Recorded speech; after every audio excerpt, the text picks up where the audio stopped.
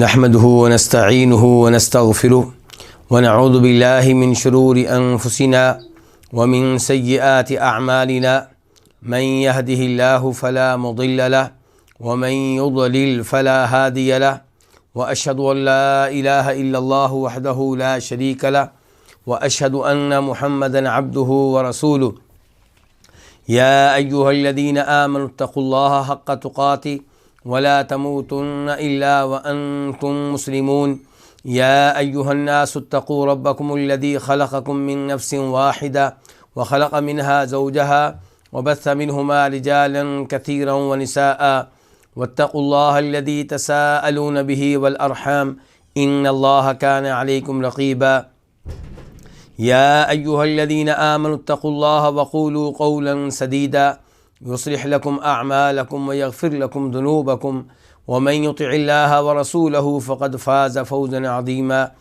أما بعد فإن خير الحديث كتاب الله وخير الهدي هدي محمد صلى الله عليه وسلم وشر الأمور محدثاتها وكل محدثة بدعة وكل بدعة ضلالة وكل ضلالة في النار۔ الوافی بما فی الصحیحین، صحیح بخاری اور صحیح مسلم کی احادیث پہ مشتمل ایک عظیم کتاب جو 10 مقاصد پہ مشتمل ہے۔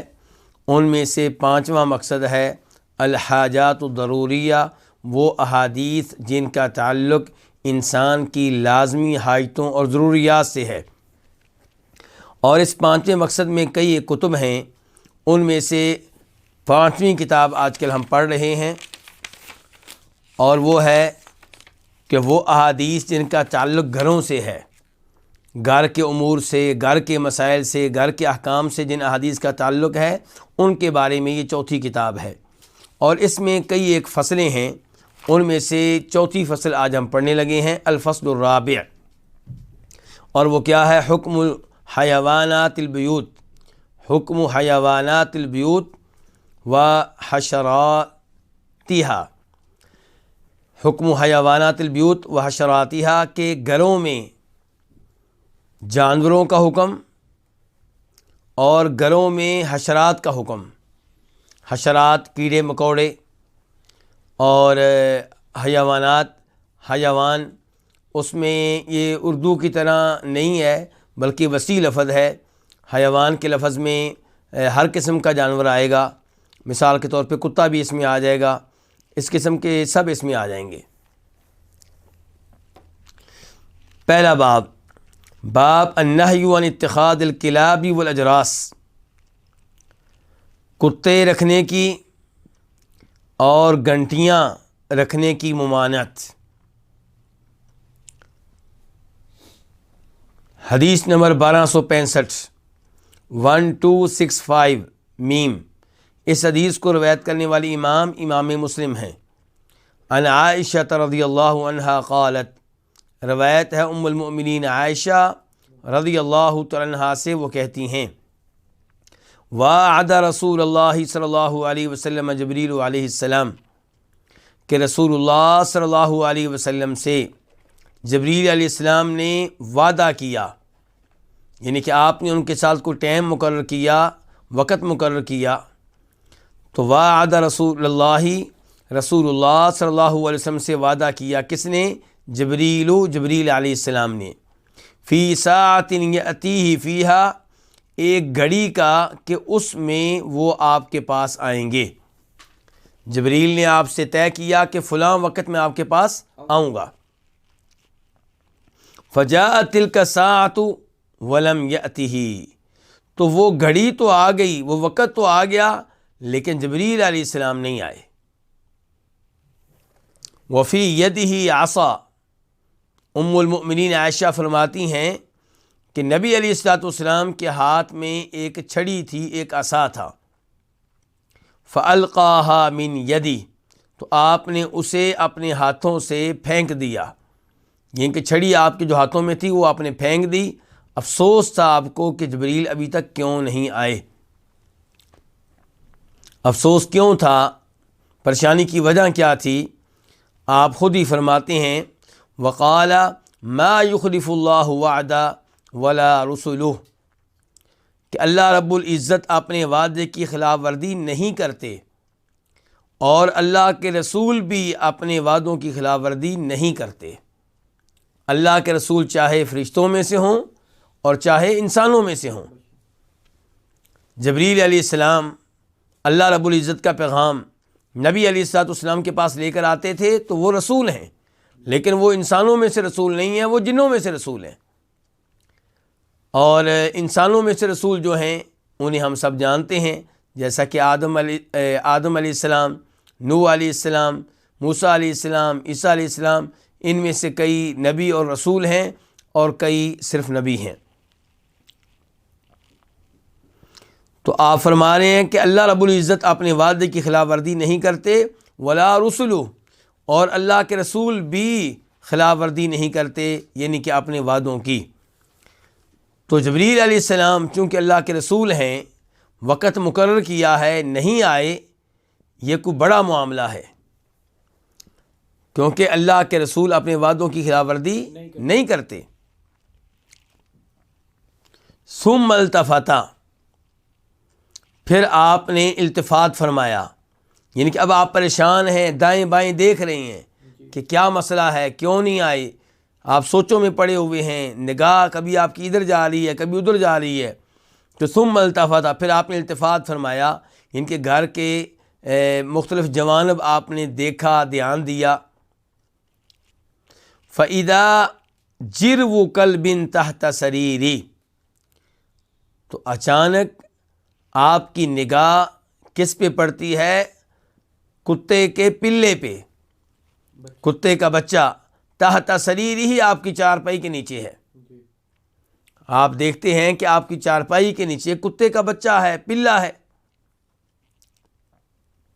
اور لفظ یہاں پہ ام المؤمنین عائشہ نے کیا استعمال کیا؟ اذا۔ اذا یہاں جب کے معنی میں نہیں ہے، کس معنی میں؟ اچانک کے معنی میں۔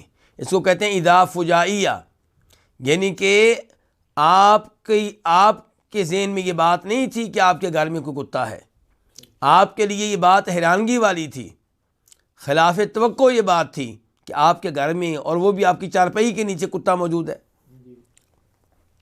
فقال، تو آپ نے کہا، یا عائشہ متی دخل ھذا الکلب ھا ھنا، عائشہ یہ کتا کب یہاں داخل ہوا ہے، یہ کتا کب یہاں پہ آیا ہے؟ فقالت واللہ ما دریت، تو سیدہ عائشہ فرماتی ہیں اللہ کی قسم، ما دریت، مجھے علم نہیں ہے۔ اب اس جملے کو نوٹ کیا جائے، آپ جو اس وقت میرا درس سن رہے ہیں سب ماشاءاللہ اہل توحید میں سے ہیں، لیکن آپ نے دوسروں کی اصلاح کرنی ہے، میں نے دوسروں کی اصلاح کرنی ہے، تو کئی دفعہ واضح ترین دلائل کسی شخص پہ اثر انداز نہیں ہوتے، اس طرح کی دلیل اثر انداز ہو جاتی ہے کہ اب دیکھیے کہ اگر نبی علیہ الصلوۃ والسلام عالم الغیب ہوتے اور سیدہ عائشہ عالم الغیب ہوتیں، تو ایک دوسرے سے یہ سوال نہ کر رہے ہوتے کہ کتا کب آیا ہے۔ اور پھر دوسری جانب ہمارے ہاں کئی لوگوں نے یہ عقیدہ پھیلایا ہوا ہے کہ نبی علیہ الصلوۃ والسلام نور تھے۔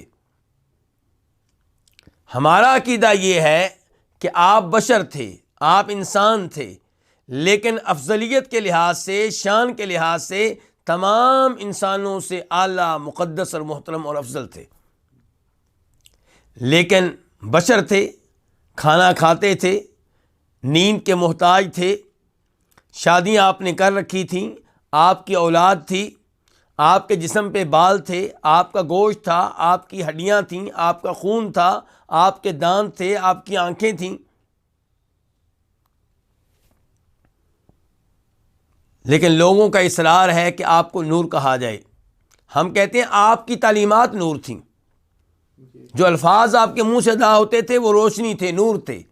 آپ کے الفاظ سے ایک دنیا نے نور پایا، روشنی پائی، جنت کے راستے پہ چل نکلے آپ کے ان الفاظ کی وجہ سے، لیکن بذات خود آپ نور نہیں تھے، بلکہ کیا تھے؟ بشر تھے۔ اور وہ لوگ جو آپ کو نور مانتے ہیں، مبالغہ کرتے ہوئے کئی دفعہ یہاں تک کہہ جاتے ہیں کہ آپ جہاں پہ تشریف فرما ہوتے تھے وہاں روشنی ہوتی تھی، آپ کی روشنی میں سوئی تک نظر آ جاتی تھی، اور پھر آپ کو حاضر ناظر بھی مانا جاتا ہے کہ آپ ہر جگہ موجود ہوتے تھے اور ہر چیز کو دیکھ رہے ہوتے تھے.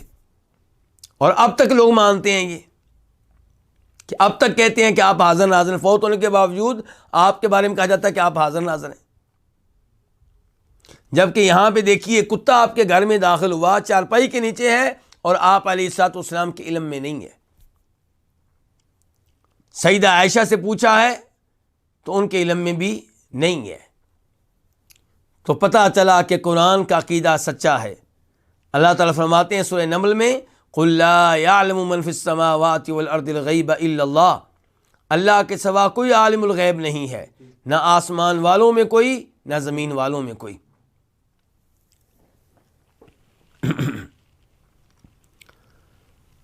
تو ام المؤمنین عائشہ اللہ کی قسم اٹھا کے کہہ رہی ہیں اللہ کی قسم مجھے پتا نہیں ہے. فَأَمَرَ بِهِ فَأُخْرِجَ, آپ نے اس کے بارے میں حکم دیا. کس کے بارے میں؟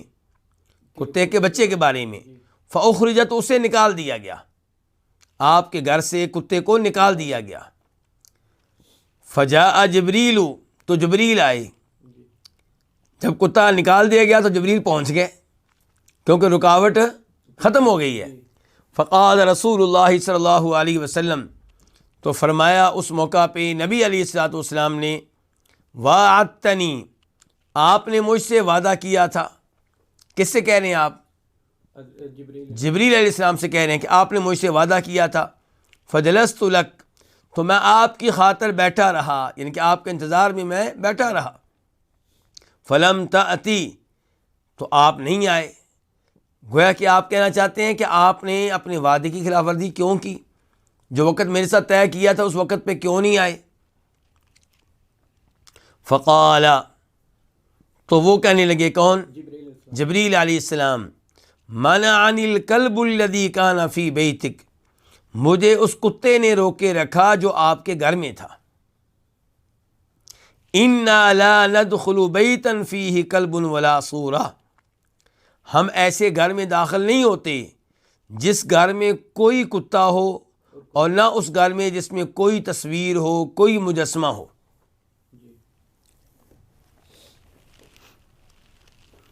اس حدیث سے کیا پتہ چلا کہ کیا کتا رکھنے کی اجازت ہے؟ نہیں. اسے پتہ چلا کہ کتا رکھنے کی اجازت نہیں ہے. البتہ کتا رکھا جا سکتا ہے ان امور کے لیے جن امور کے لیے کتا رکھنے کی اجازت شریعت نے دی ہے. کھیتی باڑی کی حفاظت کے لیے, جانوروں کی حفاظت کے لیے, اور شکار کرنے کے لیے. اور آج کل کے لحاظ سے ہم کہہ سکتے ہیں کہ وہ کتے رکھنا بھی انشاءاللہ جائز ہوگا جن کے ذریعے مجرموں کو پکڑنے میں مدد ملتی ہے. اگرچہ ان پہ ٹوٹل اعتماد نہیں کیا جا سکتا, ان کے ذریعے ملنے والے نتیجے کو 100% نہیں کہا جا سکتا, لیکن کافی حد تک اس سے مدد مل جاتی ہے. تو وہ کتا جو شوقیہ طور پہ رکھا جائے تو وہ رکھنے کی اجازت نہیں ہے. وہ رکھیں گے تو گھر میں فرشتے نہیں آئیں گے. یہاں پہ سوال یہ پیدا ہوتا ہے کہ کون سے فرشتے نہیں آئیں گے؟ ایک رائے علماء کرام کی یہ ہے کہ کوئی بھی فرشتہ نہیں آئے گا. آپ کے گھر میں کوئی بھی فرشتہ داخل نہیں ہوگا. تو اس پہ اعتراض ہوا کہ پھر اس گھر کے رہنے والے جو گناہ کریں گے وہ کون نوٹ کرے گا, کون لکھے گا؟ تو جواب یہ دیا گیا کہ اللہ رب العزت کے لیے کیا مشکل ہے کہ اللہ رب العزت ان فرشتوں کو ان کے اقوال اور ان کے اعمال کے بارے میں بتاتے رہیں جب کہ یہ فرشتے اس آدمی کے گھر کے باہر موجود ہوں. گھر کے اندر داخل نہیں ہو رہے کیونکہ اندر کتا ہے, لیکن گھر کے دروازے پہ موجود ہیں, اور اللہ رب العزت وہیں سے ان کو دیکھنے کی صلاحیت دے دے یا ان کے علم میں لے آئے کہ اندر کیا گفتگو ہو رہی ہے, کیا حرکتیں ہو رہی ہیں, تو یہ کوئی بڑی بات نہیں ہے. دوسری رائے یہ ہے کہ یہ جو کہا گیا اس حدیث میں کہ ہم اس گھر میں داخل نہیں ہوتے, ہم سے مراد فرشتے ہیں، لیکن اس سے مراد کون سے فرشتے لیے جائیں گے؟ رحمت کے فرشتے، انسان سے تعاون کرنے والے فرشتے، انسان کو خیر کی ترغیب دینے والے فرشتے، انسان کو شر سے بچانے والے فرشتے، وہ داخل نہیں ہوں گے۔ البتہ نیکیاں لکھنے والے اور گناہ لکھنے والے فرشتے وہ انسان کے ہمیشہ ساتھ رہتے ہیں۔ تو یہ دو قول ہیں، ان میں سے دوسرا قول زیادہ بہتر محسوس ہوتا ہے، اگرچہ حتمی بات کرنا مشکل ہے، لیکن زیادہ بہتر قول یہی محسوس ہوتا ہے کہ رحمت کے فرشتے داخل نہیں ہوتے، تعاون کرنے والے فرشتے داخل نہیں ہوتے، جبکہ وہ فرشتے جو ہمارے گناہ نوٹ کرتے ہیں، ہمارے اقوال الفاظ تحریر کرتے ہیں، وہ داخل ہوتے ہیں، وہ انسان کے ساتھ رہتے ہیں، وہ انسان سے الگ نہیں ہوتے۔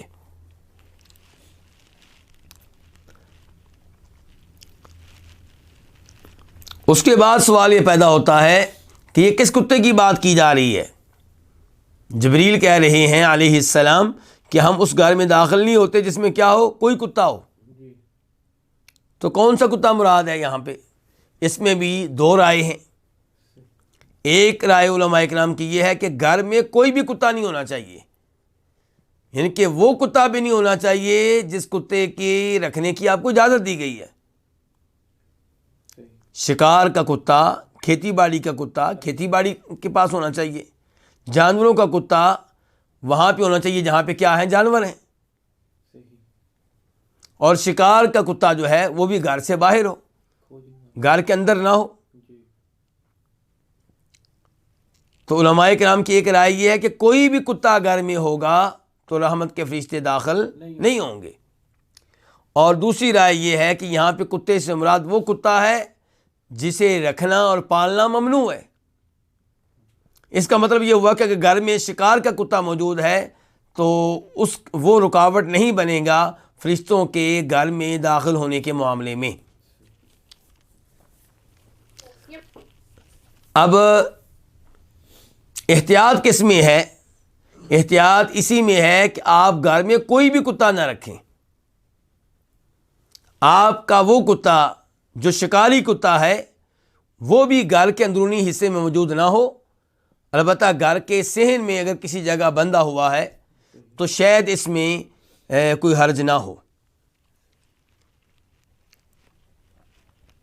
جبریل علیہ السلام کے الفاظ پھر نوٹ کریں، کہتے ہیں کہ ہم اس گھر میں داخل نہیں ہوتے جس میں کوئی بھی کتا ہو اور کوئی بھی تصویر ہو۔ اس لیے احتیاط اسی میں ہے کہ آپ ہر کتے سے بچیں، کیونکہ لفظ کیا ہے؟ کلب نکرہ لفظ ہے، کوئی بھی کتا، اور کلب سے پہلے کیا ہے؟ لا، یعنی کہ نکرہ نفی کے سیاق میں آیا ہے، تو یہ عموم کا فائدہ دیتا ہے کہ کسی قسم کا کتا ہو تو ہم اس گھر میں داخل نہیں ہوتے۔ ولا صورتن، اور نہ اس گھر میں داخل ہوتے ہیں جس میں کوئی تصویر ہو۔ تو اس تصویر سے مراد کون سی تصویر ہے پھر؟ ممنوع تصویر۔ وہ کس کی ہے؟ جاندار چیزوں کی۔ اگر درختوں کی تصویر ہے تو اس میں انشاءاللہ کوئی حرج نہیں ہے۔ تو مراد تصویر ہے جانداروں کی، انسانوں کی، جانوروں کی، پرندوں کی، ان چیزوں کی جن میں روح ہوتی ہے۔ اور اگر یہ تصویر مجسمے کی شکل میں ہے تو یہ سب سے زیادہ خطرناک ہے۔ شیر کا مجسمہ، ہرن کا مجسمہ، گھوڑے کا مجسمہ، ہاتھی کا مجسمہ، یہ سارے ممنوع ہیں۔ اور ایسے انسانوں کے مجسمے، یہ فلاں سیاسی لیڈر کا مجسمہ ہے، یہ جنگ آزادی کے فلاں ہیرو کا مجسمہ ہے، یہ سب جو ہیں نہایت خطرناک ہیں اور یہ اللہ رب العزت کو ناراض کرنے کے مترادف ہیں۔ اس کے بعد وہ تصویریں جو ہاتھ سے بنائی گئی ہوتی ہیں، وہ کاغذ پہ ہوں، وہ کپڑے پہ ہوں، وہ دیواروں پہ بنائی گئی ہوں، یہ سب کی سب جو ہیں یہ بھی غلط ہیں اور ان کو بھی ختم کرنا چاہیے، اور یہ بھی فرشتوں کے گھر میں داخل آنے میں رکاوٹ ہیں۔ اس کے بعد رہ گئی وہ تصویریں جو موبائل کی ہوتی ہیں، جو کیمرے کی ہوتی ہیں، تو ان کے بارے میں گزشتہ درس میں تفصیل سے گفتگو ہو چکی ہے کہ ان کے بارے میں اختلاف ہے کہ کیا یہ ناجائز تصویریں ہیں یا جائز ہیں. تو خلاصہ میں نے یہی بیان کیا تھا کہ اختلاف کی وجہ سے احتیاط بہتر ہے. جہاں پہ اس تصویر کی ضرورت ہو، کوئی فائدہ ہو، وہاں پہ اگر آپ یہ تصویر لیتے ہیں تو امید ہے کہ کوئی حرج نہیں ہوگا. لیکن شوقیہ تصویریں، شادی کی تصویریں، برتھ ڈے کی تصویریں، یادگار کے طور پہ ان تصویروں سے بچا جائے.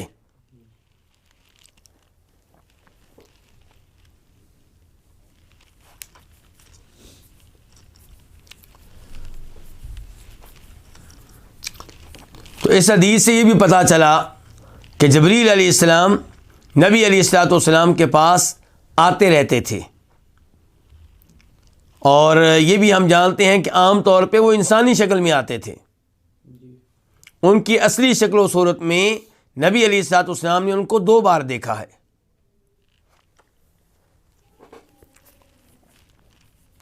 اس کے بعد حدیث نمبر 1266 1266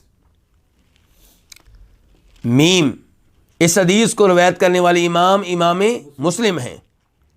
عن ابی ہریرہ ان رسول اللہ صلی اللہ علیہ وسلم قال لا تصحب الملائکۃ رفقۃ فیہا کلب ولا جرس.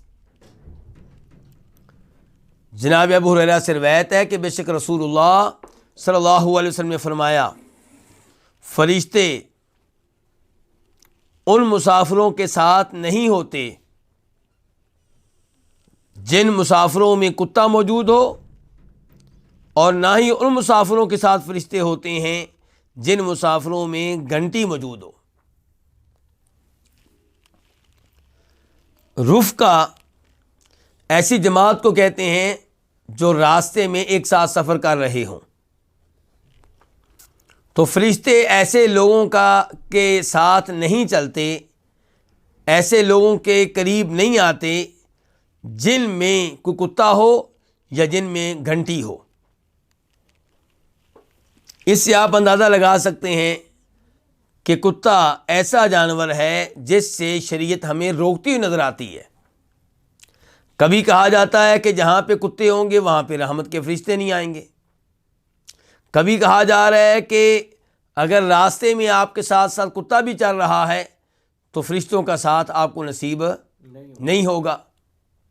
اور کبھی حدیث میں ہم سے کہا جاتا ہے کہ جس برتن میں کتا منہ ڈال لے اسے آپ نے 7 مرتبہ دھونا ہے اور 1 بار مٹی سے دھونا ہے.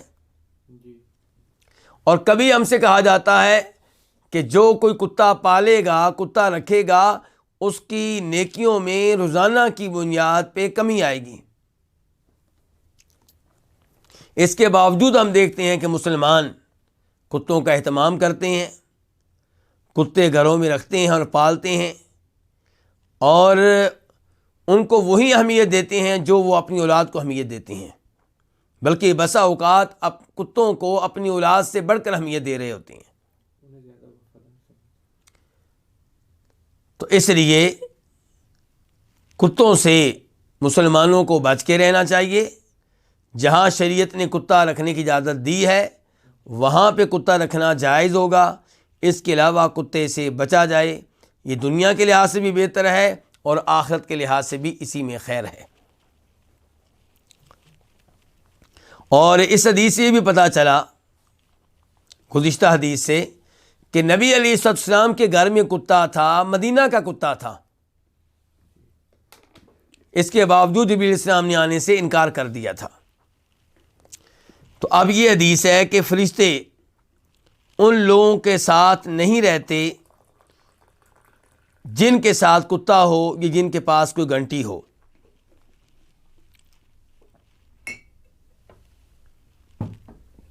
گھنٹی اسے نبی علیہ الصلوۃ والسلام نے ایک حدیث میں ارشاد فرمایا، الجرس مزامیر الشیطان. گھنٹی جو ہے یہ شیطان کا باجا ہے. تو گھنٹی شیطان کی آواز ہے، گھنٹی شیطان کی بانسری ہے. تو تو اس لیے ان موسیقی پہ مشتمل گھنٹیوں سے بچا جائے۔ یہاں پہ مراد پہلے نمبر پہ وہ گھنٹی ہے جو جانوروں کے گلے میں ڈالی جاتی تھی، اور جب راستے میں جانور چلتے تھے تو گھنٹی کی آواز ساتھ ساتھ آتی تھی۔ تو فرمایا گیا کہ جس قافلے والوں کے جانوروں میں گھنٹی ہو تو اس کے ساتھ، اس قافلے کے ساتھ فرشتے نہیں ہوں گے، ان کے رحمت کے فرشتے نہیں ہوں گے، تعامل کرنے والے فرشتے نہیں ہوں گے، خیر کی طرف آمادہ کرنے والے فرشتے نہیں ہوں گے۔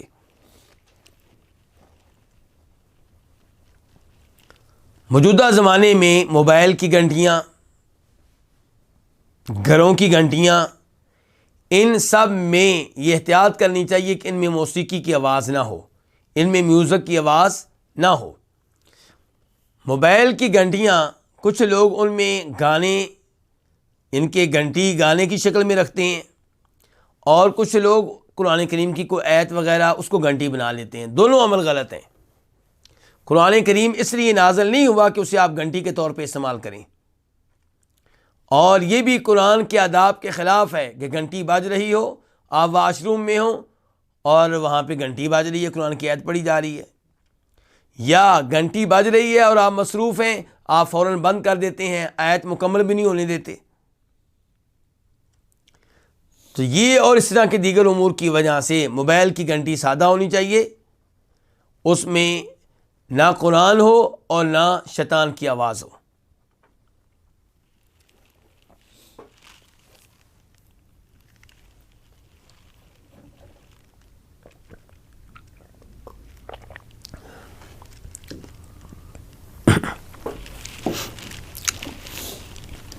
باب نمبر 2، باب النہی عن وسم الحیوان فی وجہہ،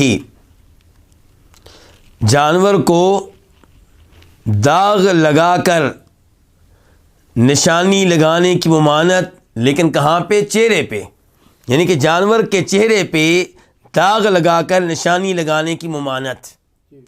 آپ کوئی نشانی لگانا چاہتے ہیں تاکہ آپ کا جانور گم نہ ہو جائے، تاکہ آپ کے جانور کو کوئی چوری نہ کر لے، تو نشانی آپ لگا سکتے ہیں، آپ کو اجازت ہے، لیکن چہرے پہ نہیں۔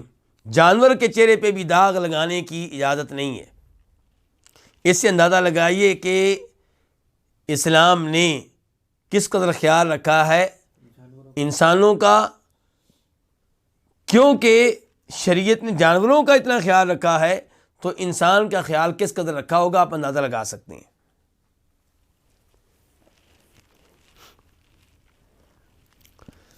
حدیث 1267 1267 میم، اس حدیث کو روایت کرنے والے امام مسلم ہیں، اور وہ روایت کرتے ہیں کس سے؟ جناب جابر رضی اللہ تعالیٰ عنہ سے۔ وہ کہتے ہیں نہا رسول اللہ صلی اللہ علیہ وسلم عن الضرب فی الوجہ، نبی کریم صلی اللہ علیہ وسلم نے چہرے پہ مارنے سے منع کیا ہے۔ اس لیے کسی کو بھی چہرے پہ نہیں مارنا چاہیے، نہ جانوروں کو، نہ انسانوں کو، نہ بچوں کو، نہ بیوی کو۔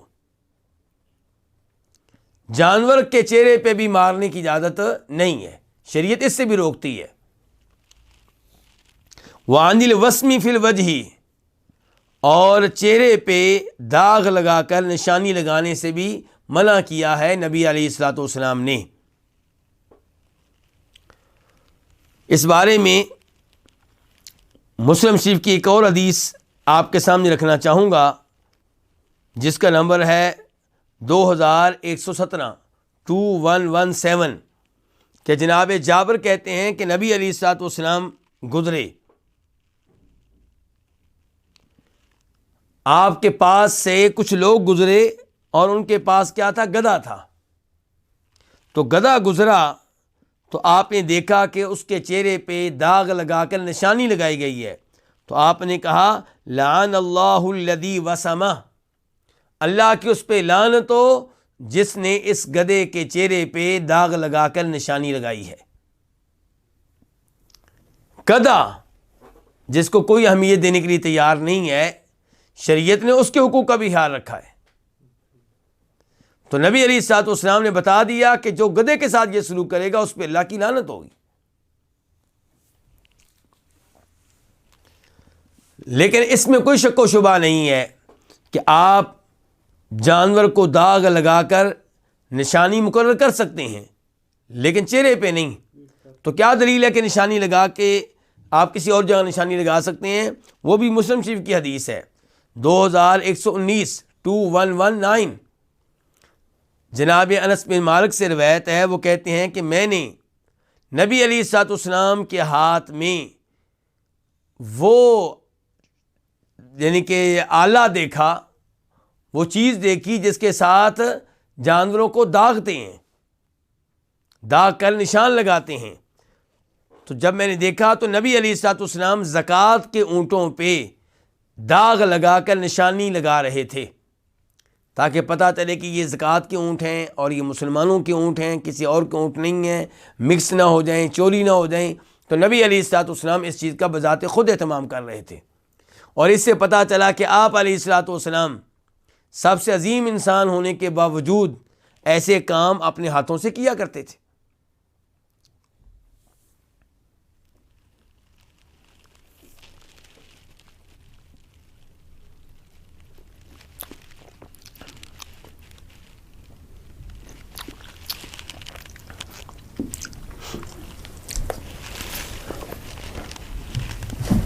اس کے بعد باب نمبر 3، باب قتل الحیات. یہ باب ہے سانپوں کو مارنے کے بارے میں، سانپوں کو قتل کرنے کے بارے میں. حدیث نمبر 1268 قاف. اس حدیث کے بیان کرنے پہ اتفاق ہے کس کس کا؟ امام بخاری کا اور امام مسلم کا. عن ابن عمر رضی اللہ عنہما، روایت ہے جناب عبداللہ بن عمر رضی اللہ تعالی عنہما سے، انہ سمع النبی صلی اللہ علیہ وسلم، کہ انہوں نے نبی کریم صلی اللہ علیہ وسلم سے سنا، یخطب، آپ خطبہ دے رہے تھے، علی المنبر، ممبر پہ، یقول، آپ فرما رہے تھے، اقتل الحیات، سانپوں کو مار ڈالو، سانپوں کو قتل کر دو. وقتلوا ذی الطفیلتین والابتر، قتل کر دو پیٹھ پہ 2 سفید لکیروں والے سانپوں کو. ذی الطفیلتین، اس لفظ کا ایک مفہوم یہ بیان کیا جاتا ہے کہ وہ سانپ جس کی پشت پہ 2 سفید لکیریں ہوں، اور دوسرا مطلب یہ بیان کیا جاتا ہے کہ وہ سانپ جس کے سر پہ 2 سیاہ نقطے ہوں. والابتر، اور فرمایا اس سانپ کو بھی مار دو جو دم کٹا ہو، یعنی کہ جس کی دم چھوٹی ہو اور یوں لگتا ہو کہ جیسے کہ کٹی ہوئی ہے، اسے بھی مار ڈالو. تو یہاں پہ آپ نے پہلے عام حکم دیا کہ سانپوں کو مار ڈالو، پھر آپ نے 2 طرح کے سانپوں کا تذکرہ الگ سے کیا، یہ بتانے کے لیے کہ یہ عام سانپوں کے مقابلے میں زیادہ خطرناک ہیں اور ان کو مارنے کا اہتمام زیادہ کرو. یہ ہے ہماری شریعت جس میں اعتدال ہے. ہماری شریعت میں کیا ہے؟ دین اسلام اعتدال پہ مبنی عظیم الشان کامل و مکمل دین ہے. دیگر ادیان میں کیا ہے؟ کہیں جانوروں پہ ظلم ہے، انسانوں پہ ظلم ہے، کوئی روکنے والا نہیں ہے، اور کہیں پہ وہ لوگ سانپوں کے حقوق کے بارے میں لکھ رہے ہوں گے، باتیں کر رہے ہوں گے، کتوں کے حقوق کے بارے میں باتیں کر رہے ہوں گے، جبکہ ہماری شریعت کیا کہتی ہے کہ سانپ کو قتل کیا جائے. یہ نہیں کہا گیا کہ ان کو پکڑ کے کھانے کھلائے جائیں، ان کو پالا جائے، ان کے لیے بہترین روم کمرے تیار کیے جائیں، ان کے لیے بلڈنگ بنائی جائے، اور نہ ہی شریعت یہ کہتی ہے کہ سانپوں کو کھایا جائے. شریعت ہماری میں کیا ہے؟ اعتدال. ہماری دین نے وہی حکم دیا ہے جو حکم دینا چاہیے. تو فرمایا اقتلوا الحیات، سانپوں کو مار ڈالو. وقتلوا ذی الطفیلتین، اور کس کو مار ڈالو؟ ان سانپوں کو جن کی پیٹھ پہ 2 سفید لکیریں ہوتی ہیں، والابتر ان کو مار ڈالو جو دم کٹے ہوتے ہیں۔ امام زہری فرماتے ہیں، جو بہت بڑے امام ہیں، امام ابن شہاب زہری، کہ ہماری رائے یہ ہے کہ نبی علیہ الصلوۃ والسلام نے ان دونوں کا تذکرہ جو الگ سے کیا اس لیے کہ یہ بہت زہریلے ہوتے ہیں، اور علماء کرام لکھتے ہیں کہ یہ دونوں اتنے خطرناک ہیں کہ اگر ان کی نگاہ کسی عورت کی نگاہ سے مل جائے تو اس کا حمل گر جاتا ہے۔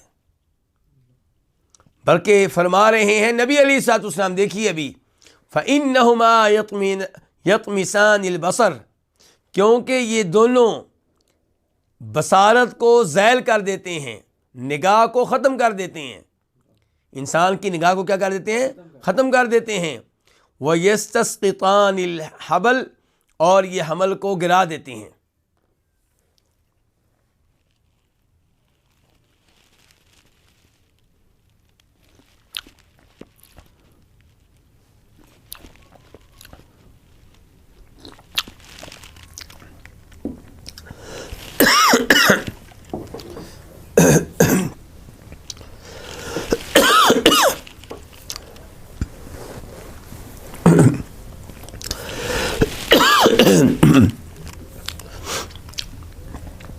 یعنی کہ اگر ان کی نگاہ عورت کی نگاہ سے مل جائے تو عورت کا حمل گر جاتا ہے۔ اب کیا ایسے خطرناک سانپوں کے بارے میں اسلام یہ کہے کہ ان کی حفاظت کرو، ان کی پرورش کرو؟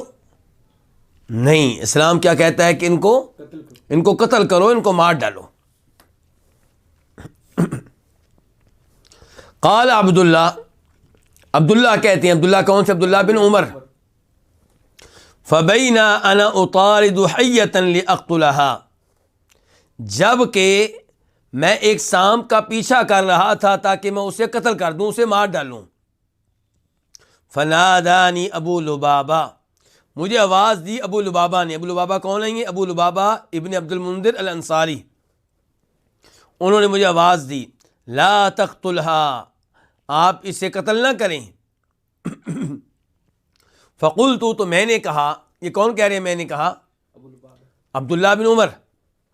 عبداللہ بن عمر کہہ رہے ہیں میں نے کہا، ان رسول اللہ صلی اللہ علیہ وسلم قد امر بقتل الحیات، کہ بے شک نبی علیہ الصلوۃ والسلام نے سانپوں کو مارنے کا حکم دیا ہے۔ یعنی کہ آپ کہہ رہے ہیں کہ میں نہ ماروں، جب کہ نبی علیہ السلام نے حکم دیا ہے مارنے کا، اللہ کے رسول کی حدیث۔ قال، وہ کہنے لگے، کون؟ ابو لبابہ، انہو نہا بعد ذلک عن ذوات البیوت، کہ نبی علیہ الصلوۃ والسلام نے اس کے بعد گھروں میں رہنے والے سانپوں کو مارنے سے منع کر دیا تھا۔ وہی العوامر، اور یہ وہی ہیں جن کو عوامر کہا جاتا ہے۔ عوامر عامرۃ کی جمع، کیا مراد ہے؟ گھروں میں رہنے والے۔ تو نبی علیہ الصلوۃ والسلام نے گھروں میں ایک عرصے سے رہنے والے سانپوں کو مارنے سے روکا ہے، منع کیا ہے۔ اس کا کیا سبب ہے؟ اس کی کیا وجہ ہے؟ کیونکہ سانپ کئی دفعہ وہ اصل میں ان کے اندر کیا ہوتا ہے؟ جن ہوتا ہے۔ جن کئی دفعہ سانپوں کی شکل میں آتے ہیں۔ جن کئی دفعہ کس کی شکل میں آتے ہیں؟ سانپ کی شکل میں آتے ہیں۔ تو اگر آپ کے گھر میں کچھ سانپ ایک عرصے سے رہ رہا ہے تو آپ اس کو وارننگ دیں کہ اس گھر سے نکل جاؤ۔ 1 دفعہ کہیں، 2 دفعہ کہیں، 3 دفعہ کہیں، 3 دن تک اگر وہ نہیں نکلتا پھر آپ اس کو ماریں۔ ورنہ گھروں میں جو عرصے سے سانپ رہ رہے ہیں ان کو فوراً مارنے سے گریز کیا جائے، فوری طور پہ نہ ماریں۔ نظر آئے آپ اپنی احتیاط کریں، آپ اپنے ہاتھ میں ڈنڈا لے لیں، چھڑی لے لیں، تیار کھڑے ہو جائیں اگر آپ پہ حملہ کرتا ہے، لیکن آپ اپنی تیاری کر کے اس کو آواز دیں کہ نکل جاؤ یہاں سے، چلے جاؤ۔ ایسا آپ 3 دن تک کریں، اس کے بعد نظر آئے تو پھر آپ اس کو مار سکتے ہیں۔ وجہ کیا ہے کہ ہو سکتا ہے وہ کیا ہو؟ وہ جن ہو۔ اب جن دو طرح کے ہوتے ہیں، کچھ مسلمان کچھ کافر۔ تو نبی علیہ السلام نے ارشاد فرمایا 3 دن تک اسے وارننگ دیں، چلا جائے تو ٹھیک، نہ جائے تو اس کا مطلب ہے کہ وہ شیطان ہے، یعنی کہ وہ اب مسلمان جن نہیں ہے، وہ کافر جن ہے، اب اس کو آپ مار سکتے ہیں۔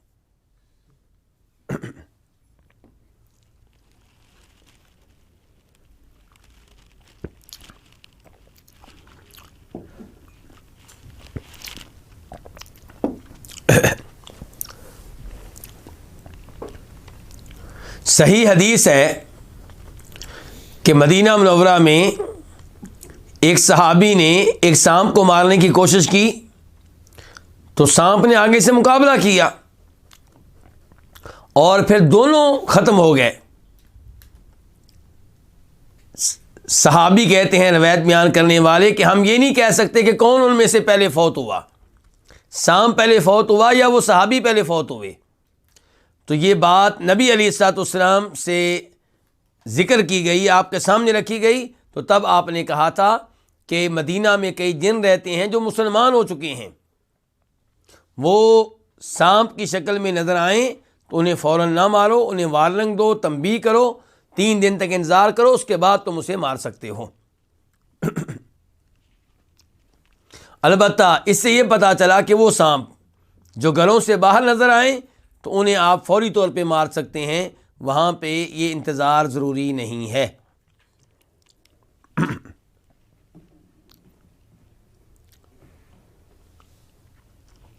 اس کے بعد باب نمبر 4، باب قتل الوزغ، چھپکلی مارنے کے بارے میں یہ باب ہے۔ حدیث نمبر 1269، 1269 قاف۔ اس حدیث کے بیان کرنے پہ اتفاق ہے امام بخاری کا اور امام مسلم کا۔ عن ام شریک رضی اللہ عنہما، رضی اللہ عنہا، روایت ہے سیدہ ام شریک سے، اور ان کا نام تھا غزیہ۔ ام شریک جن کا نام تھا غزیہ، ان سے روایت ہے کہ ان النبی صلی اللہ علیہ وسلم امرہا بقتل الاوزاغی، یقیناً نبی علیہ الصلوۃ والسلام نے انہیں حکم دیا، کن کو؟ یعنی کہ ام شریک کو۔ کیا حکم دیا؟ چھپکلیوں کو مارنے کا۔ آپ نے حکم دیا کہ چھپکلیاں جہاں نظر آئیں ان کو مارو۔ وزاد فی روایت للبخاری، اور بخاری شریف کی ایک روایت میں اضافہ آیا ہے کہ وقال، اور فرمایا نبی علیہ الصلوۃ والسلام نے، کان ینفخ علی ابراہیم علیہ السلام، کہ یہ چھپکلی ابراہیم علیہ السلام پہ پھونکے مارتی تھی۔ کیوں؟ تاکہ لگی ہوئی آگ تیز ہو جائے۔ جس آگ میں ابراہیم علیہ السلام کو پھینکا گیا تھا، اور ابراہیم علیہ السلام اس وقت کیا پڑھ رہے تھے؟ حسبنا اللہ و نعم الوکیل، اللہ ہی ہمارے لیے کافی ہے اور اللہ بہترین کارساز ہے۔ وہاں چھپکلی پھونکے مار رہی تھی تاکہ آگ تیز ہو، تاکہ ابراہیم علیہ السلام آگ میں جل جائیں۔ اس لیے نبی علیہ الصلوۃ والسلام نے حکم دیا ہے اس کو مارنے کا، اور یہ ایک وجہ ہے، ایک سبب ہے، ورنہ اس میں بہت زہر پایا جاتا ہے، تو بہرحال شریعت نے اس کو مارنے کا حکم دیا ہے تو اس کو مارنا چاہیے۔ ہم سب کو یہ اصول ذہن میں رکھنا چاہیے کہ جس رب کی طرف سے دین اسلام ہے اور اس نے ان چیزوں کو مارنے کا حکم دیا ہے، وہی ان چیزوں کا خالق ہے، تو وہ بہتر جانتا ہے کہ کس چیز کو زندہ رہنا چاہیے، کس کو ختم ہو جانا چاہیے۔ اور اس میں بھی میرا اور آپ کا امتحان ہے۔ اللہ رب العزت نے ابلیس کو کیوں پیدا کیا ہے؟ کیوں مہلت دی ہوئی ہے؟ ابلیس کو مہلت کیوں دی ہوئی ہے؟ میری اور آپ کی آزمائش کے لیے، ورنہ اللہ چاہیں تو نہ ابلیس رہے، نہ ابلیس کے چیلے رہیں، نہ یہ کافر رہیں اور صرف مسلمان رہتے ہوں، لیکن پھر میرے اور آپ کے ایمان کا امتحان کیسے ہوگا؟ اللہ رب العزت نے سورہ عنکبوت کے شروع میں یہی تو کہا ہے کہ کیا یہ لوگ سمجھتے ہیں کہ ہم ایمان کا دعویٰ کریں اور انہیں کوئی مشکل پیش نہ آئے، ان کا کوئی امتحان نہ ہو، کسی آزمائش کا سامنا نہ کرنا پڑے؟ اللہ نے کہا اللہ کی قسم ہم آزمائیں گے، ہم امتحان لیں گے، کھلے کھوٹے کو الگ کریں گے، پتہ چلے گا کون دعوی ایمان میں سچا ہے کون جھوٹا ہے۔ تو یہاں پہ بھی یہی صورتحال ہے، کہیں آپ کو ترغیب ملے گی کہ بکریاں پالیں، ان میں برکت ہوتی ہے، اور کہیں آپ سے کہا جائے گا سانپ کو ماریں، بکریاں رکھیں تو رکھنے میں برکت ہے اور شریعت کی وجہ سے رکھیں گے اجر و ثواب ہے، سانپ کو شریعت کی وجہ سے ماریں گے، چھپکلی کو ماریں گے تو آپ کو ثواب ملے گا۔ تو بندہ مومن وہ ہے جو اللہ کی ہر بات مانے، آرڈر ملے تو وہ بھی، کسی سے منع کیا جائے تو وہ بھی۔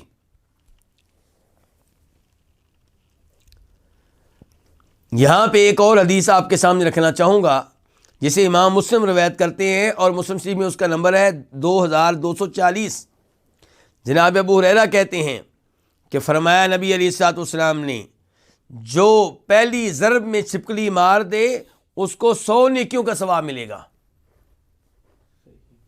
اور جو چھپکلی مارنے کی کوشش کرے لیکن وہ کامیابی اسے پہلی ضرب میں نہ ملے بلکہ دوسری ضرب میں ملے تو اسے بھی نیکیاں ملیں گی، لیکن پہلی ضرب سے مارنے والے کو جو نیکیاں ملیں گی اس سے کم، اور جو تیسری ضرب میں مارنے میں کامیاب ہو اس کو بھی نیکیاں ملیں گی، لیکن ظاہر ہے ان کے مقابلے میں کم ملے گی جنہوں نے دوسری ضرب میں ہی مار لیا۔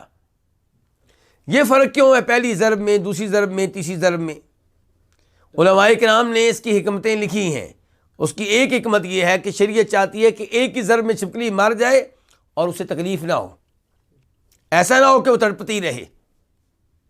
آپ کی پہلی ضرب ہی اس قدر مؤثر ہونی چاہیے کہ چھپکلی فوراً مر جائے اور اس کی کہانی ختم ہو جائے۔ تو اس سے آپ اندازہ لگا سکتے ہیں کہ شریعت چھپکلی کے بارے میں ہم سے کیا چاہتی ہے۔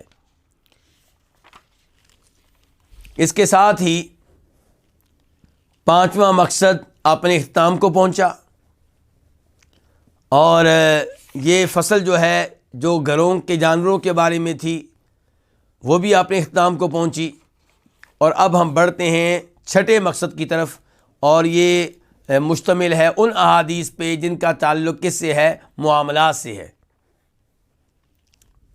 انسان جو معاملہ کرتا ہے کسی کے ساتھ، انسان کا معاملہ پڑوسیوں کے ساتھ، رشتہ داروں کے ساتھ، کاروبار میں اس کا معاملہ اپنے گاہک کے ساتھ، کسٹمر کے ساتھ، تو یہ سارے ان معاملات کے بارے میں یہ 6 مقصد ہے۔ اور اس میں بھی کئی کتابیں ہیں، ان میں سے پہلی کتاب کیا ہے؟ البیوع۔ الکتاب الاول کیا ہے؟ البیوع۔ یہ بیع کے بارے میں ہے، لین دین کے بارے میں، چیز خریدنے اور بیچنے کے بارے میں۔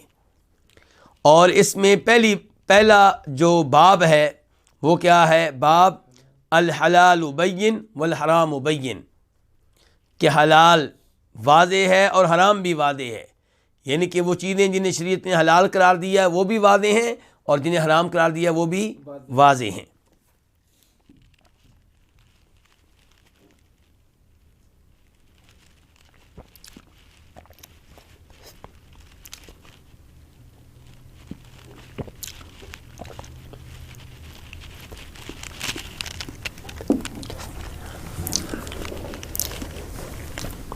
حدیث نمبر 1270 1270 قاف۔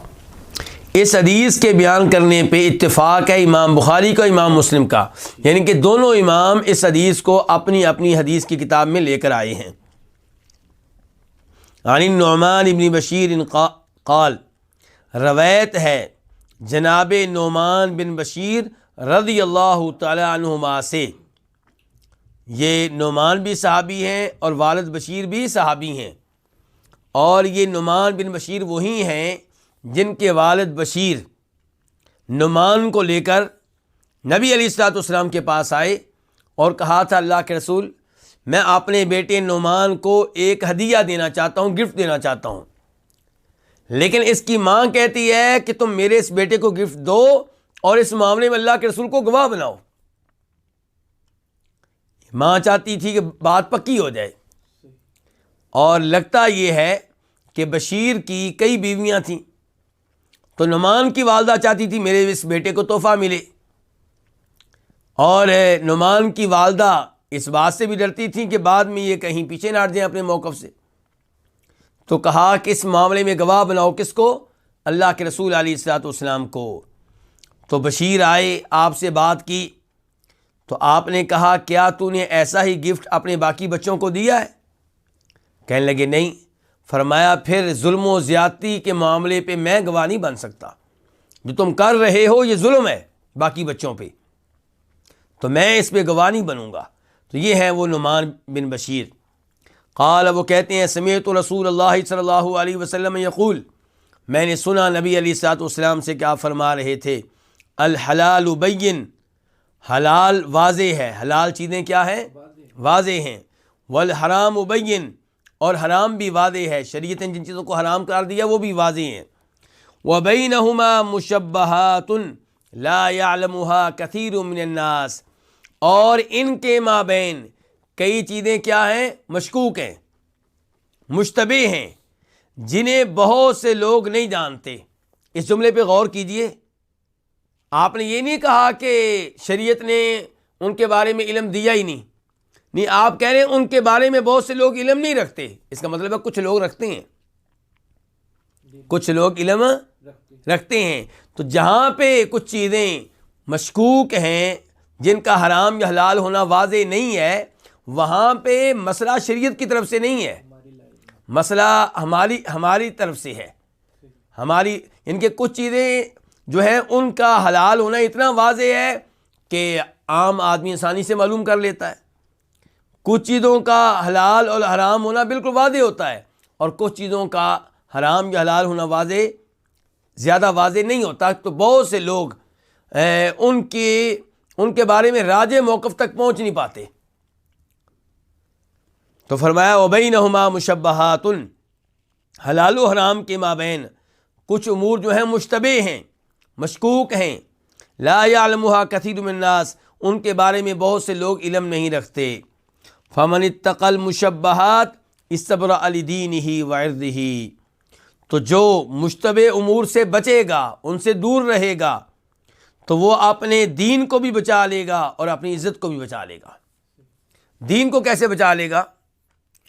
جب آپ ان چیزوں سے بچیں گے جن کے حلال اور حرام ہونے کے بارے میں شبہ ہے، تو آپ سوچتے ہیں کہ یہ حلال ہی ہوگی، ہو سکتا ہے وہ حرام ہو، تو چونکہ اس میں آپ کو یقین نہیں ہے، آپ کو اس کے حلال ہونے کا یقین نہیں ہے، تو اس لیے آپ اس سے پیچھے ہٹ دیں، اپنے دین کو بچا لیں، وعرض ہی اپنی عزت کو بھی بچا لیں۔ کیسے؟ کہ اگر آپ کسی ایسی چیز میں واقع ہو جائیں گے جو آپ کے نزدیک مشتبہ ہے، تو ہو سکتا ہے اوروں کے نزدیک وہ کیا ہو؟ حرام ہو۔ تو جب دیکھیں گے کہ آپ وہ کام کر رہے ہیں، تو آپ کی عزت ان کے دلوں سے نکل جائے گی، آپ ان کی نگاہوں سے اتر جائیں گے، آپ کا مقام و مرتبہ نہیں رہے گا، آپ مشکوک ٹھہریں گے۔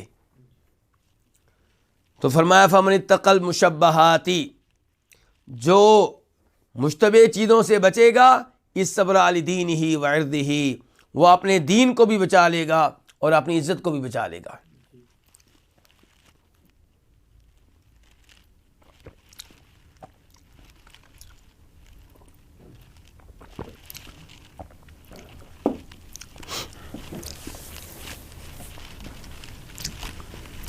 ومن وقع فی الشبہات کراع یرعی حول الحما، میں آپ کو ایک مثال دیتا ہوں۔ شلوار ٹخنوں سے نیچے رکھنا، کیا یہ جائز ہے کہ ناجائز ہے؟ یہ ناجائز ہے، کبیرہ گناہ ہے، جہنم کی آگ میں لے جانے والا گناہ ہے، ایسا گناہ جس پہ اللہ رب العزت ناراض ہو جاتے ہیں۔ جس نے یہ گناہ کیا، اللہ تعالیٰ روز قیامت اس سے کلام نہیں کریں گے، اس کی طرف نہیں دیکھیں گے، اس کے لیے دردناک عذاب ہے۔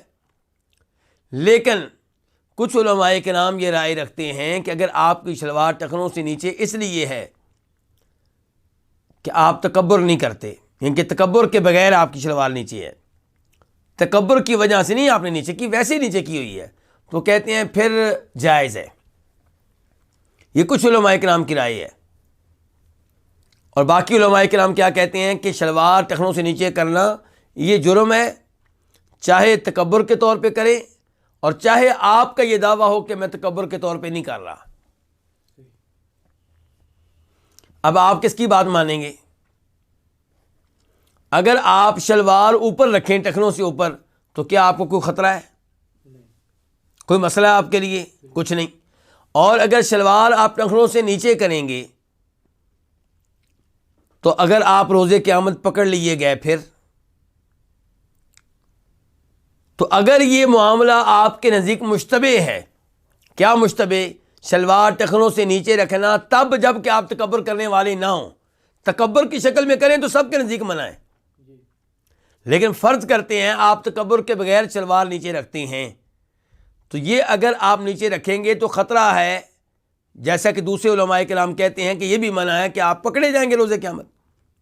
تو کیوں نہ آپ اس شک سے باہر نکلتے ہوئے، اس شبے سے باہر نکلتے ہوئے شلوار کو ٹخنوں سے ہمیشہ اوپر رکھیں، اور اس میں کوئی خطرہ نہیں ہے، آپ کا دین بھی بچ جائے گا، آپ کی عزت بھی بچ جائے گی۔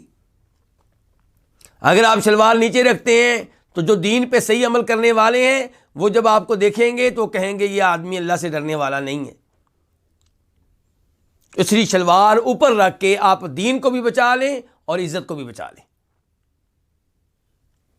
اچھا جی، اب حقیقی بات کیا ہے کہ شلوار ٹخنوں سے نیچے رکھنا یہ خود تکبر کی علامت ہے، الا یہ کہ کوئی بیمار ہو، جسمانی کسی کا جسمانی مسئلہ ہو، وہ بار بار اوپر کرتا ہو پھر نیچے آ جاتی ہو تو یہ الگ معاملہ ہے، ورنہ نبی علیہ الصلوۃ والسلام صحیح حدیث میں خود فرماتے ہیں کہ شلوار ٹخنوں سے نیچے رکھنا یہی تو تکبر ہے۔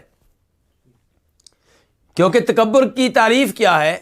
تکبر ہے حق بات کو ریجیکٹ کر دینا اور لوگوں کو حقیر جاننا۔ تو جب آپ شلوار ٹخنوں سے نیچے رکھتے ہیں تو آپ حق بات کو ریجیکٹ کر رہے ہیں اور یہ تکبر ہے۔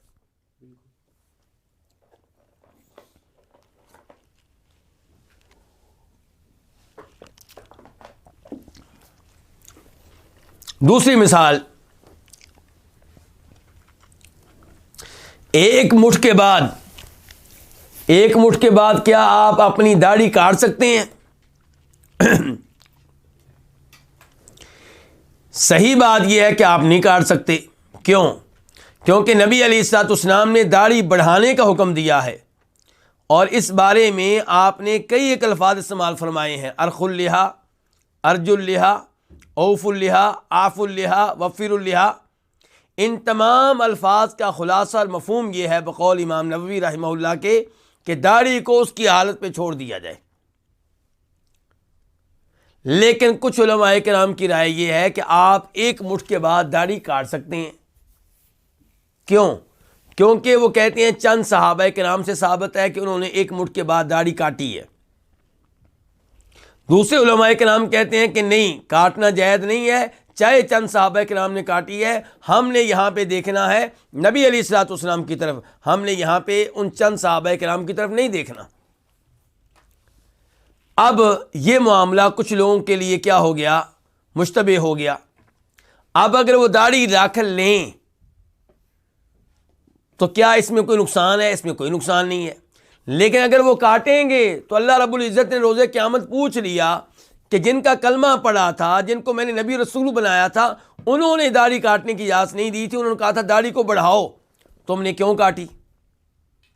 تو کیا جواب دیں گے؟ اس لیے انسان کو چاہیے کہ مشتبہ معاملے سے بچے اور اپنا دین بھی بچا لے اور اپنی عزت بھی بچا لے۔ وَمَنْ وَقَعَ فِي الشُّبُهَاتِ كَرَاعٍ يَرْعَى حَوْلَ الْحِمَى يُوشِكُ أَنْ يُوَاقِعَهُ، اور جو مشتبہ چیزوں میں واقع ہوگا، مشکوک چیزوں میں واقع ہوگا، وہ اس چرواہے کی طرح ہے۔ جو مشکوک چیزوں میں واقع ہوگا اس چرواہے کی طرح جو بکریاں چراتا ہے چراگاہ کے ارد گرد، تو یوشکو وہ قریب ہے ان یواقعہ کہ اس میں واقع ہو جائے۔ جو مشتبہ چیزوں میں واقع ہوگا اس چرواہے کی طرح جو بکریاں چراتا ہے چراگاہ کے ارد گرد، قریب ہے کہ اس میں واقع ہو جائے۔ یہاں پہ نبی علیہ الصلوۃ والسلام نے اس شخص کو جو مشتبہ امور میں واقع ہوتا ہے، بکریوں کے چرواہے سے تشبیہ دی ہے، جو بکریاں لے کے سرکاری چراگاہ کے قریب پہنچ جاتا ہے، شاہی چراگاہ کے قریب پہنچ جاتا ہے۔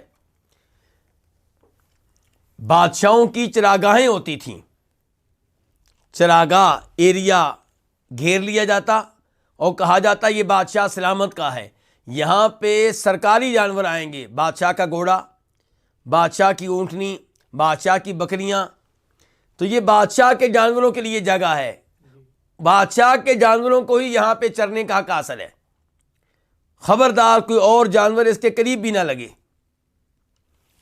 بارڈر لگا دیا گیا، حد طے کر دی گئی، بارڈر سے مراد یہ ہے کہ حد طے کر دی گئی۔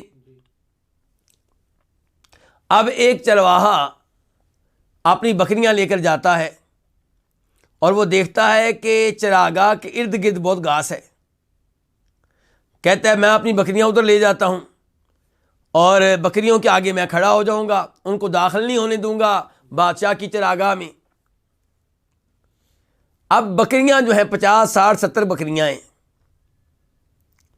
تو کیا یہ چرواہا خطرے میں نہیں ہے؟ کوئی بھی بکری اگر بادشاہ کی چراگاہ میں داخل ہو گئی تو بادشاہ نے تو کوڑے مارنے ہیں یا قتل کر دینا ہے۔ تو جو عقل مند چرواہا ہوگا وہ بادشاہ کی چراگاہ سے دور رہے گا، کیونکہ اس کے قریب جانا خطرے سے خالی نہیں ہے۔ جب آپ بادشاہ کی چراگاہ کے قریب جانور لے کر جائیں گے، خطرہ ہے کہ آپ چراگاہ کے اندر نہ کہیں غلطی سے چلے جائیں یا آپ کے جانور ایسی جرت نہ کر لیں۔ تو فرمایا وہ آدمی جو مشکوک چیزوں میں واقع ہو جاتا ہے، کہتا ہے کوئی بات نہیں، اس میں شک شبہ ہے، حرام تو صاف صاف تو حرام نہیں ہے، تو ایسا کام کرے گا تو یہ آدمی ڈھیلا ہو جائے گا، اس کے دل سے اللہ کا ڈر ختم ہو جائے گا یا کم ہو جائے گا، تقوی پرہیزگاری میں کمی آ جائے گی، کل کو یہ حرام میں بھی واقع ہو سکتا ہے، کیونکہ جرت پیدا ہو رہی ہے، جرت پیدا ہو رہی ہے، پرہیزگاری میں کمی آ رہی ہے، مشکوک چیزوں میں پڑنا شروع ہو گیا ہے، تو اب خطرہ یہ ہے کہ کس میں واقع ہو جائے گا؟ حرام میں بھی واقع ہو سکتا ہے یہ۔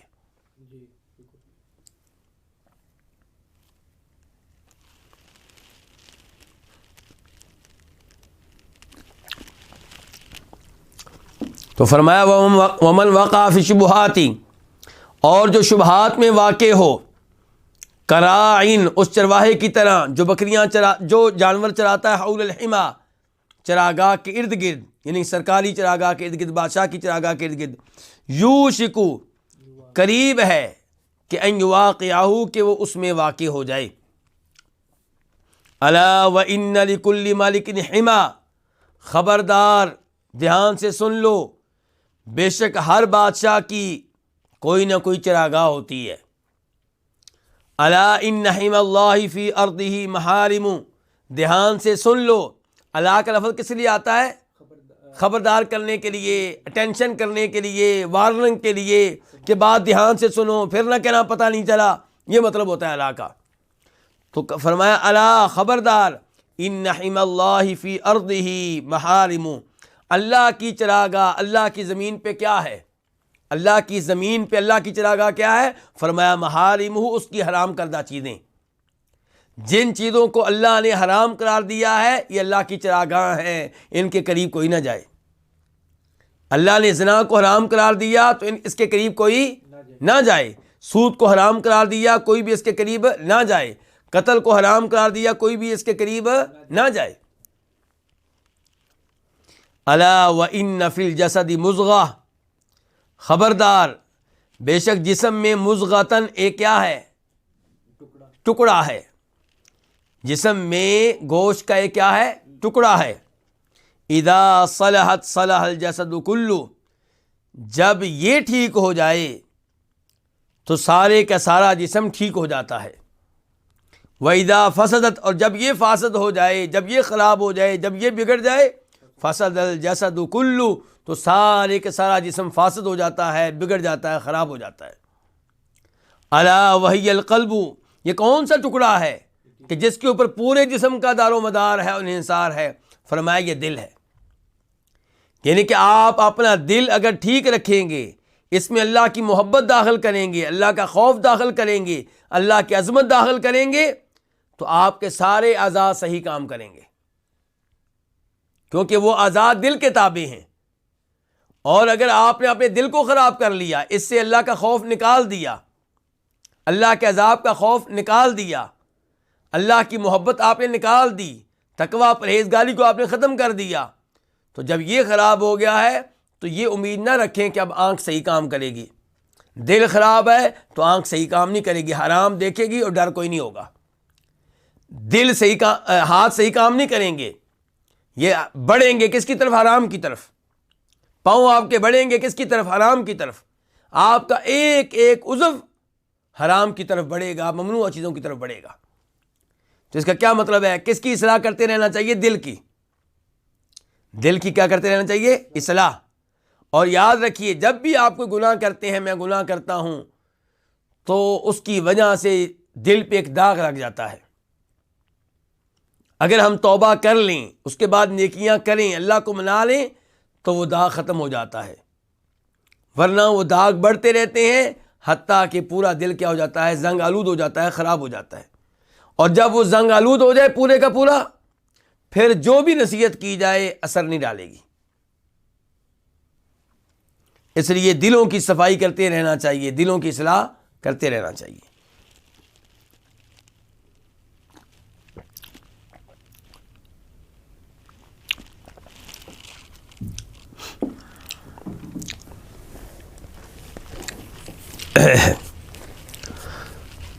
اس کے بعد تو اب اس حدیث نے کیا پیغام دیا ہمیں، جو پڑھ کے ہم فارغ ہوئے ہیں، کہ حرام سے تو بچنا ہی بچنا ہے، مشکوک چیزوں سے، مشتبہ چیزوں سے بھی بچیں، تاکہ آپ کس سے بچ سکیں؟ حرام سے۔ کیونکہ جو مشکوک اور مشتبہ چیزوں سے بچے گا وہ حرام سے بدرجہ اولا بچے گا، اور جو مشتبہ چیزوں کا ارتکاب کرے گا خطرہ یہ ہے کہ وہ حرام کا بھی ارتکاب کرے گا۔ باب نمبر 2، باب من لم یبالی من حیث کسب المال۔ یہ باب ہے اس شخص کے بارے میں جس نے پرواہ نہیں کی کہ اس نے کہاں سے مال کمایا، مال کدھر سے آیا اس کو پرواہ نہیں ہے، بس مال آنا چاہیے۔ اس کو غرض اس بات سے ہے کہ میرے پاس کتنا مال ہے، کیسا ہے، کہاں سے آیا، اس کی اس کو پرواہ نہیں ہے۔ اور یہاں پہ آگے بڑھنے سے پہلے میں امام بخاری رحمہ اللہ کے بارے میں بیان کرنا چاہوں گا کہ امام بخاری رحمہ اللہ کے والد گرامی جب فوت ہونے والے تھے، تب انہوں نے کہا ان لوگوں سے جو ان کے پاس بیٹھے تھے کہ میرے مال میں حرام کا ایک بھی درہم نہیں ہے، بلکہ ایک بھی درہم ایسا نہیں ہے جو مشکوک ہو، جس کے بارے میں مجھے شبہ ہو کہ شاید یہ حرام کا ہو۔ مجھے مکمل یقین ہے میری ساری کمائی حلال کی ہے۔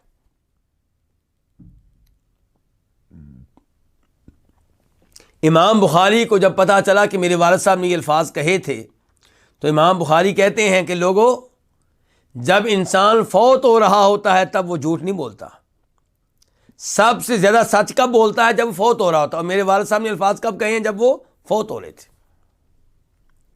تو آپ دیکھیے کہ اس عظیم انسان نے حلال کمائی کا اہتمام کیا، وہ حلال کمائی اولاد پہ لگی، امام بخاری پہ لگی، تو اللہ تعالیٰ نے کیسا بابرکت بیٹا دیا۔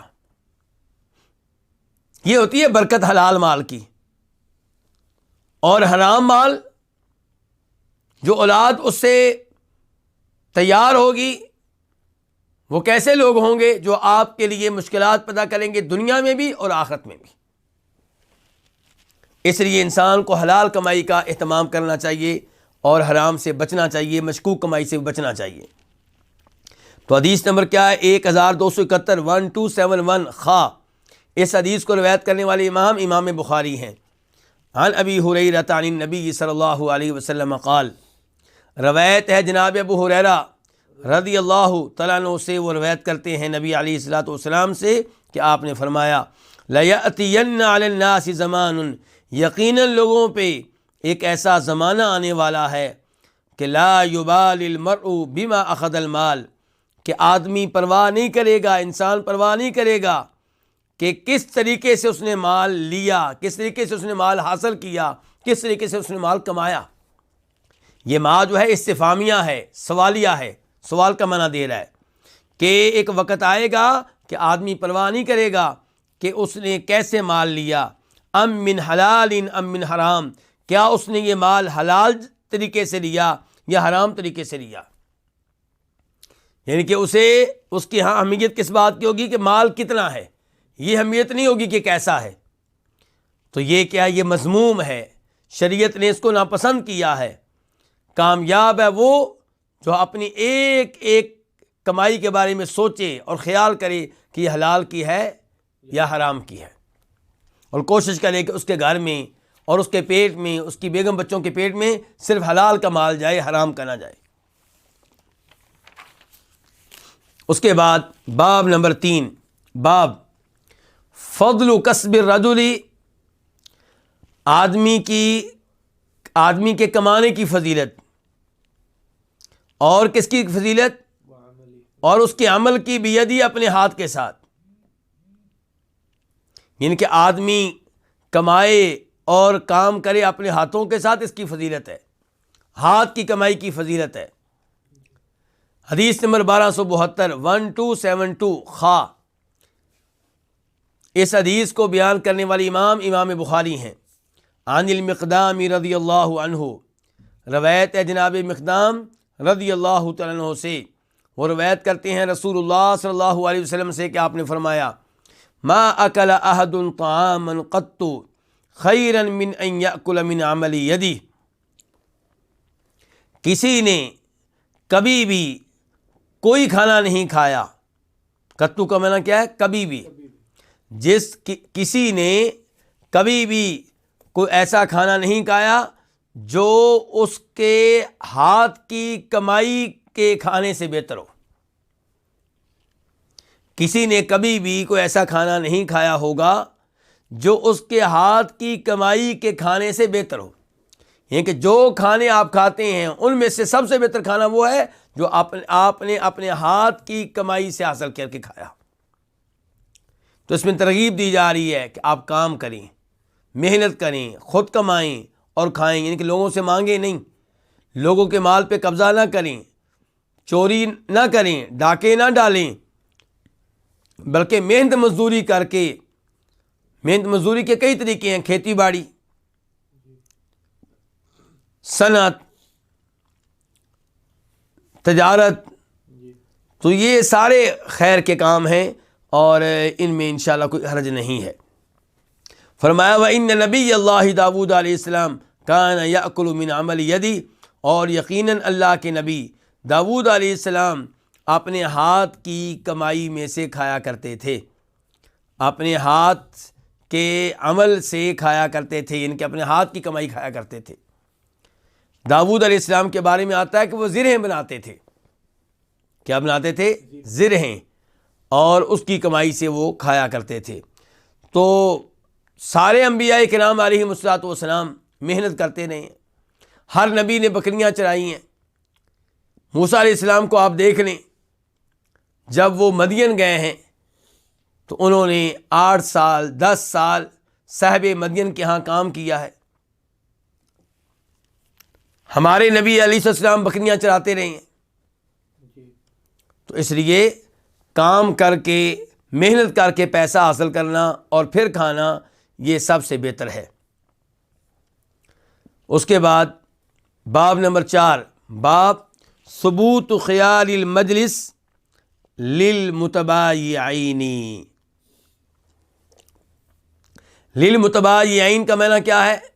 متبایع ایک آدمی کو کہتے ہیں، متبایعین 2 ہو گئے، یعنی کہ آپس میں 2 بیع کرنے والے، متبایعین آپس میں 2 بیع کرنے والے، ایک خریدنے والا دوسرا بیچنے والا۔ اور خیار کا معنی کیا؟ اختیار، آپشن۔ مجلس کو کہتے ہیں، ثبوت ثابت ہونا۔ تو آپس میں بیع کرنے والوں کے لیے خیار مجلس کا ثبوت، کس کا ثبوت؟ خیار مجلس کا۔ مجلس کا مطلب کیا ہے؟ مراد یہ ہے کہ دو بیع کرنے والے، ایک بیچنے والا، خریدنے والا، جب تک وہ آپس میں ایک ہیں، جدا نہیں ہوتے، تب تک ان میں سے ہر ایک کو اختیار ہے کہ وہ بیع کو کینسل کر سکتا ہے، وہ سودے کو کینسل کر سکتا ہے، جب تک وہ ایک ساتھ بیٹھے ہوئے ہیں۔ اگر ایک اٹھ گیا اور اس وقت تک دوسرے نے یا اس نے خود بیع کو کینسل نہیں کیا، تو اب بیع کیا ہو جائے گی؟ پکی ہو جائے گی۔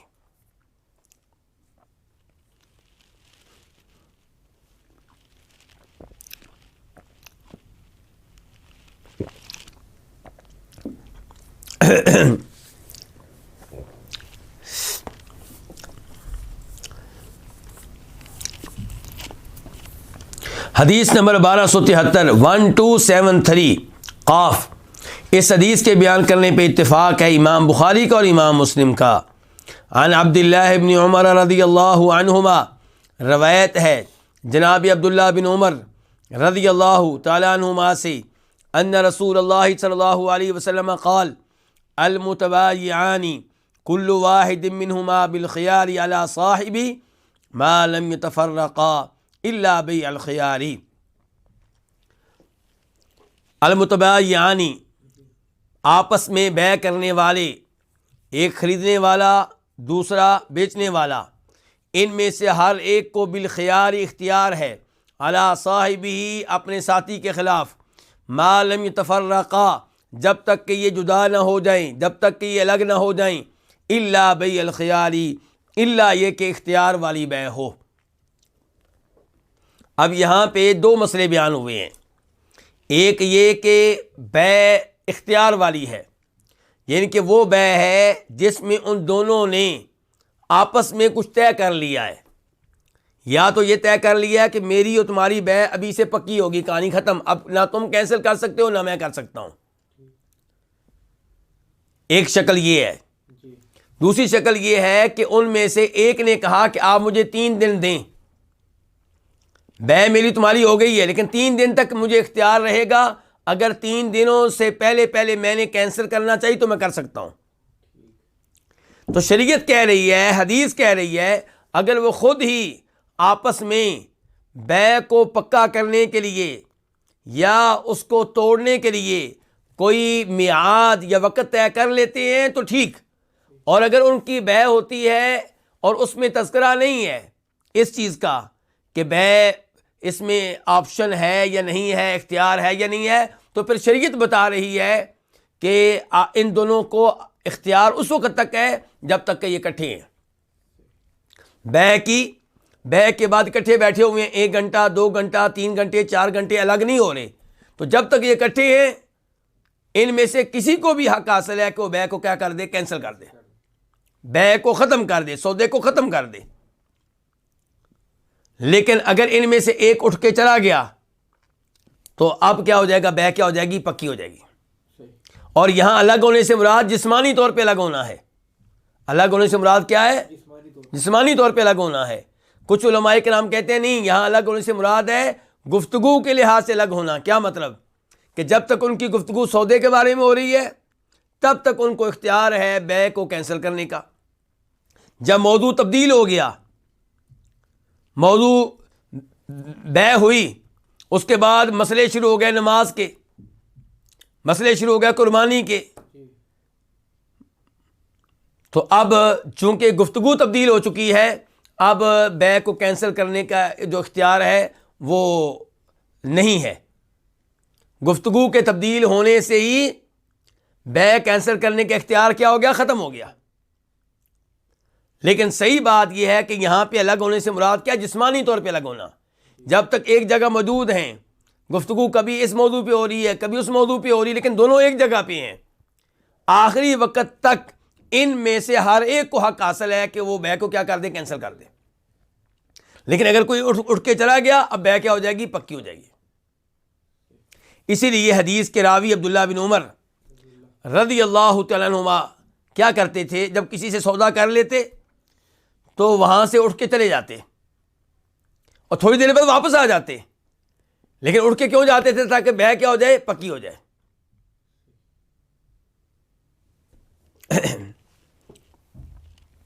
تو کیا فرمایا نبی علیہ السلام نے؟ پھر سن لیں کہ المتبایعانی، دو بیع کرنے والے، کل واحد منہما، ان میں سے ہر ایک کو بالخیار اختیار حاصل ہے، علی صاحبی، اپنے ساتھی کے خلاف۔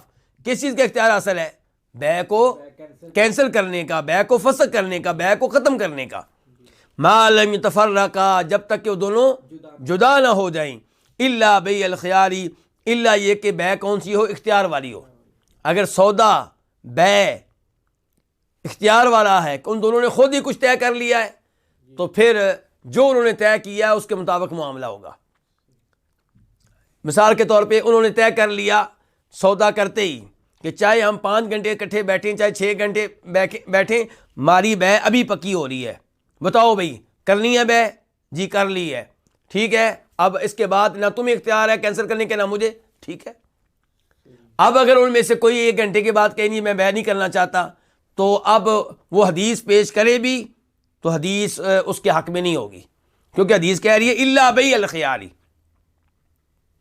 یا دونوں نے کیا طے کیا تھا کہ 3 دن کے بعد، 3 دن تک آپ بھی کینسل کرنا چاہیں کر سکتے ہیں، میں بھی کرنا چاہوں کر سکتا ہوں، اختیار ہے۔ 2 دن کے بعد ایک کہتا ہے، مثال کے طور پہ بیچنے والا کہتا ہے بھئی میں سودا ختم کر رہا ہوں، وہ کہتا ہے نہیں جی اب تو وقت گزر گیا، کیونکہ حدیث میں آیا ہے اختیار اس وقت تک ہے جب تک کہ آپ الگ نہیں ہو جاتے، اور ہم تو 2 دن ہو چکے ہیں الگ ہو چکے ہیں۔ تو یہاں پہ حدیث کا آدھی حدیث کا حوالہ دینا درست نہیں ہے، پوری حدیث کیا؟ الا بیع الخیاری۔ شریعت نے کہا تھا کہ جب وہ آپس میں کچھ طے نہ کریں تو پھر شریعت بتا رہی ہے کہ کیا ہوگا، کیا بتا رہی ہے کہ جب تک وہ ایک جگہ بیٹھے ہوئے ہیں، ایک مجلس میں بیٹھے ہوئے ہیں، الگ نہیں ہوتے، ان دونوں میں سے ہر ایک کو کینسل کرنے کا اختیار حاصل ہے۔